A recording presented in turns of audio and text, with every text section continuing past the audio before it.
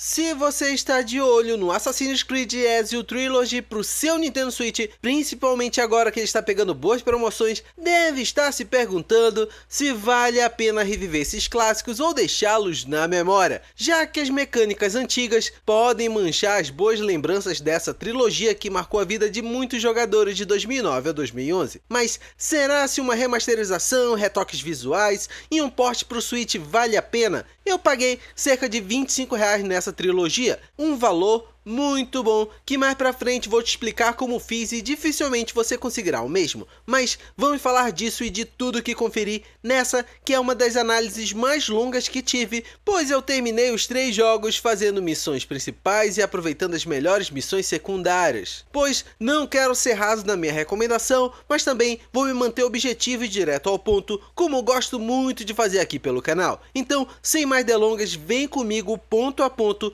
para você decidir por conta própria se Assassin's Creed Ezio Trilogy vale ou não a pena para você. Vamos lá! Deixa eu começar te falando de aspectos gerais antes de entrar em pontos objetivos de cada um dos 3 jogos. Tenho que te falar que a remasterização no visual tem seus pontos altos e baixos, já que o Assassin's Creed 2 não tem o mesmo visual dos outros 2 jogos seguintes da trilogia, já que Brotherhood e Revelation possuem um visual mais agradável, com texturas e iluminação melhor. Contudo, quando se trata de mecânicas, essa trilogia foi no começo da série Assassin's Creed, então prepare-se para ter movimentos, parkours e combates mais travados, sendo pontos que foram melhorados com o avanço da série, principalmente o parkour, que do Assassin's Creed Unity em diante, a movimentação foi um dos pontos mais importantes de melhorias na série. Mas depois que você se acostuma, isso não atrapalha um dos pontos mais altos dessa trilogia, os roteiros das histórias de cada um dos 3 jogos. Algo que a Ubisoft do passado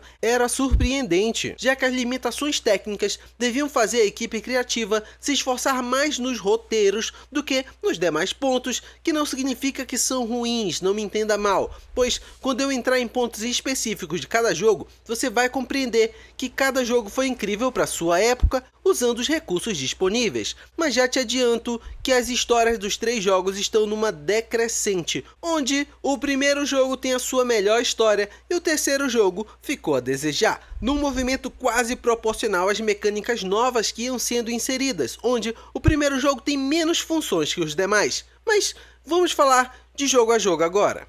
Assassin's Creed 2 nos traz o Ezio Auditore como segundo assassino jogável da série e um dos mais icônicos até hoje, não foi à toa. A história dele foi muito bem escrita, mostrando uma trajetória bem construída e nada de atalhos, já que o primeiro jogo tem vários saltos temporais entre seus capítulos jogáveis, mostrando o amadurecimento do personagem e não só isso, as situações que Ezio é colocado e temos o comando de suas ações é excelente, já que temos uma história madura e cheia de situações ousadas que até hoje a Ubisoft não conseguiu superar, com cenas, falas e contextos que deixam muitos jogos atuais para o público adulto sem palavras. Assassin's Creed 2 sofre graficamente, mas brilha na sua história, deixando um final que na época parecia aberto demais para uma conclusão de um jogo, mas olhando para uma trilogia, foi excelente, pois você termina o jogo e quer continuar o próximo. Assassin's Creed Brotherhood ganha uma evolução gráfica que mencionei antes, mas consegue manter uma boa história, não tanto quanto o primeiro jogo da trilogia, mas dá continuidade à trajetória do Ezio de uma forma melhor do que lembrava, nos dando várias novas missões secundárias que são divertidas e diferenciadas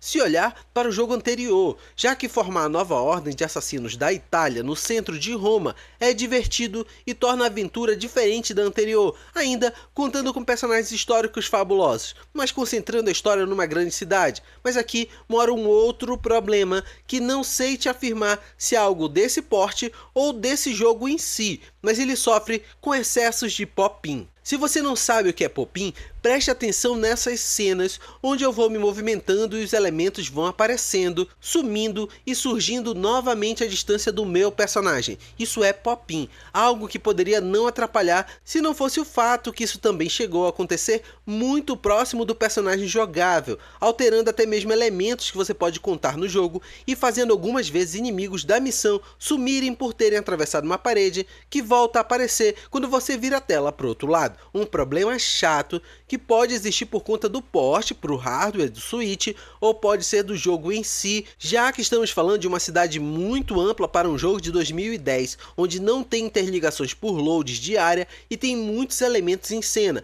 bem mais que o jogo anterior, que em vez de fazer um mapa de grande proporção, preferiu fazer vários mapas menores, como Veneza, Florença e etc. Então, isso pode te incomodar. Fora os bugs que não consegui registrar, mas cheguei a ver personagens mortos voando como triângulos mal formados, que repousa empatia no céu dos polígonos. Já o último jogo da série, o Assassin's Creed Revelation, você terá os melhores gráficos da trilogia, terá o jogo com mais possibilidades de gameplay, já que temos os assassinos aprendizes, bombas e tantos recursos que tornam sua jogatina a mais completa, em troca do pior roteiro e trama mais arrastada, que me entenda bem, é o pior diante dos outros dois jogos que são muito bons nesses aspectos. Mas outra vantagem aqui é que ainda se tem o Popin, só que em menor escala, já que o mapa de Constantinopla é mais denso, mas tudo está numa escala menor que o mapa anterior, não ocorrendo no meu gameplay bugs que atrapalharam minha caminhada final com Ezio Auditore.